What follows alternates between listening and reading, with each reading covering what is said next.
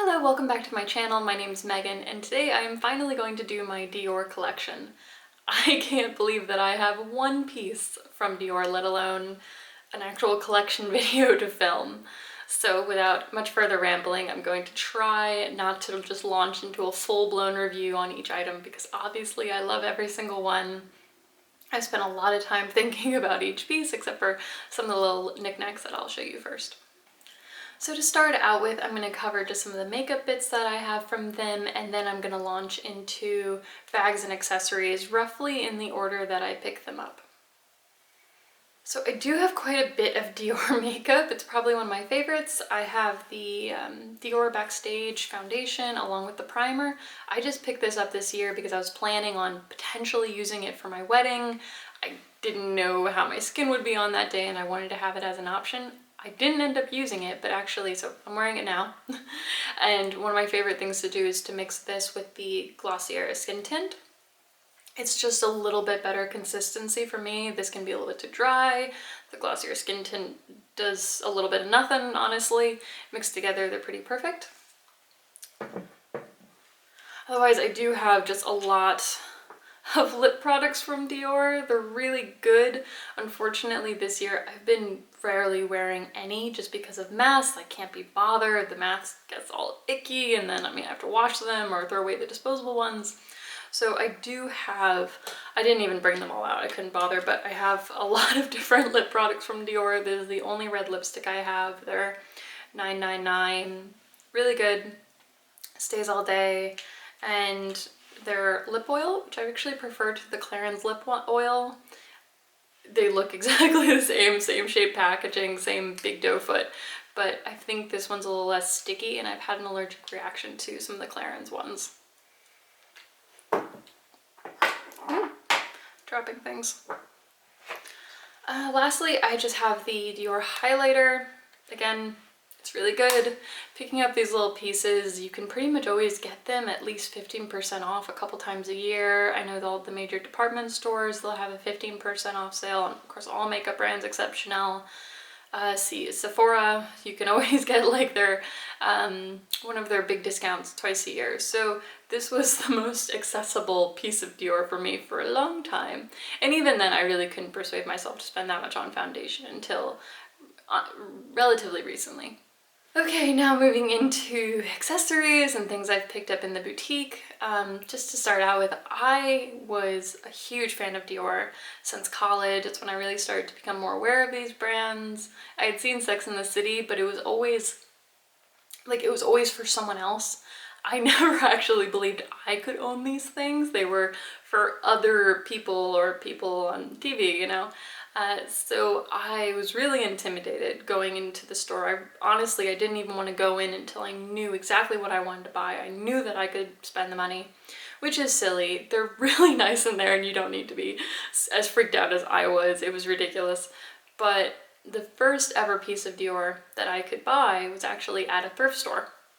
I found this vintage Christian Dior trench coat. It was 3 sizes too big, but I was obsessed with it. It was incredible. I was going to Paris later that year and I wanted this like slung over my shoulder. It felt so hip and just really cool. It was ridiculous.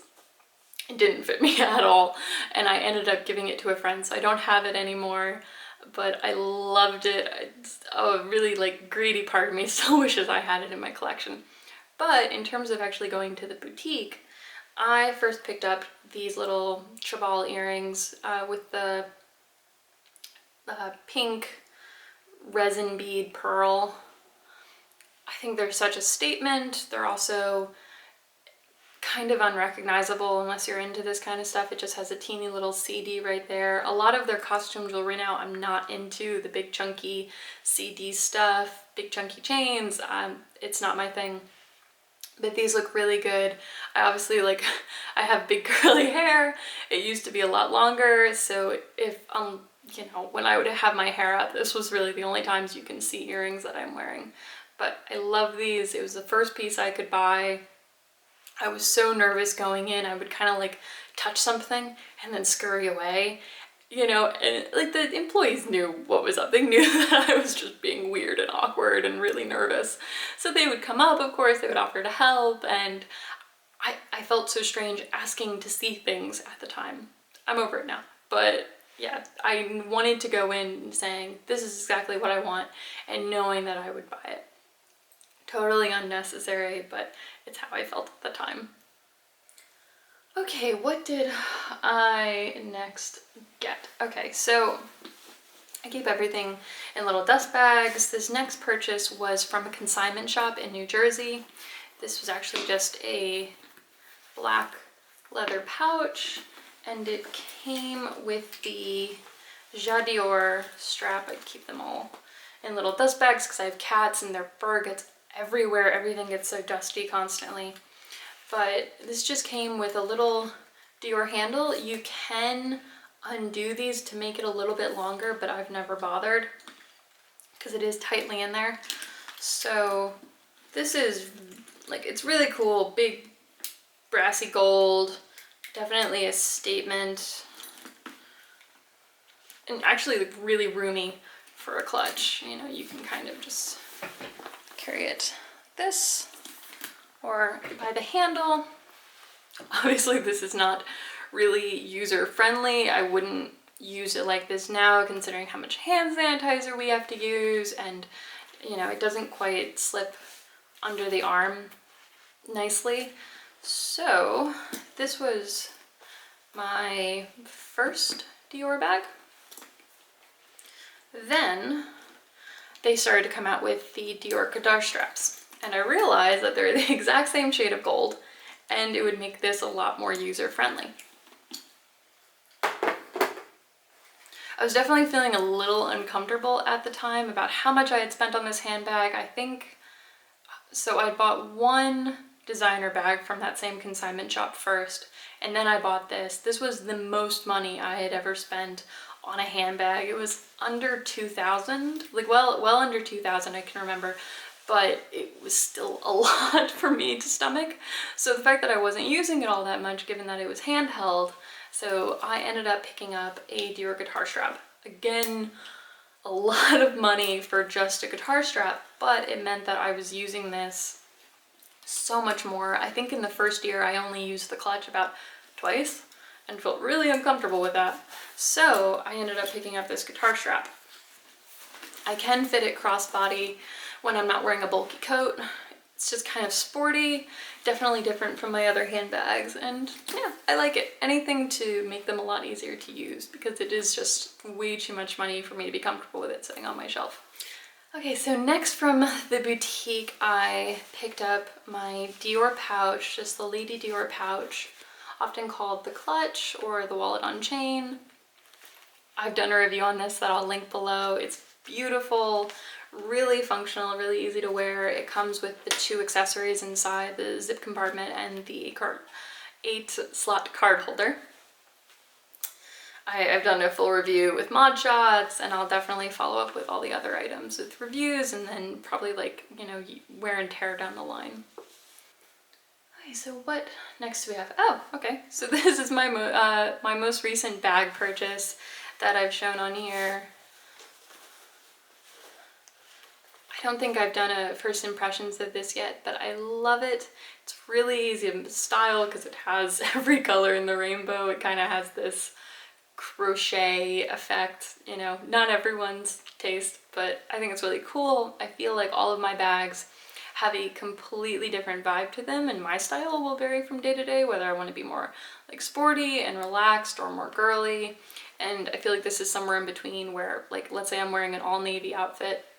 That's actually how I came to pick this up, because I was wearing just a really plain navy silk dress and I felt really bland in my outfit choice. I think I just picked up a black bag because I couldn't decide what to use. It was going to be sprinkling on and off that day. Then I put this on in the store and just everything fit together. Okay, so my final piece, I think I've just shown this on my Instagram. I'll do a little bit of the unboxing over here.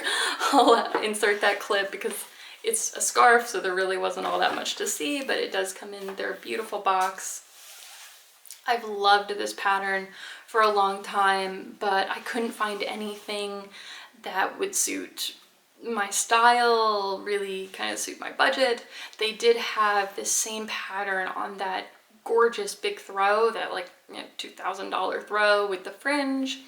The only reason I didn't like that, besides the price, is the fact that it had those big chunky Christian Dior letters. I know that's been on a lot of their things recently, but I'm not into it. I like when designer brands are a little bit more subtle, a little bit quieter. I think this is just such a beautiful and fairly busy pattern, you know, so iconic to Dior. It doesn't need the big Christian Dior logo. All it has is just Christian Dior right there, and you don't even see it. I get so much use out of these scarves, and I'll try to have like rough prices listed below along with everything. But I love these because it can just be poking outside of a coat.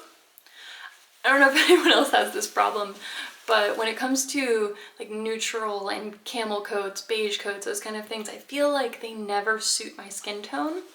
So I use this to have this be the piece that's closest to my face, breaking up from like the collar of the coat to my neck. This is in between there, and I feel like it's so much softer and more flattering because it's a shiny silk. It brings all this light up, and I've used this maybe 3 or 4 times now, even though I've only had it for 2 weeks. Just really plain, versatile, white and navy, classic to Dior. So I'm very glad to finally have this in my collection. I look, every time something with this pattern would come out, I'd look at it and it just wouldn't suit me in one way or another. So that is it. That is my full Dior collection.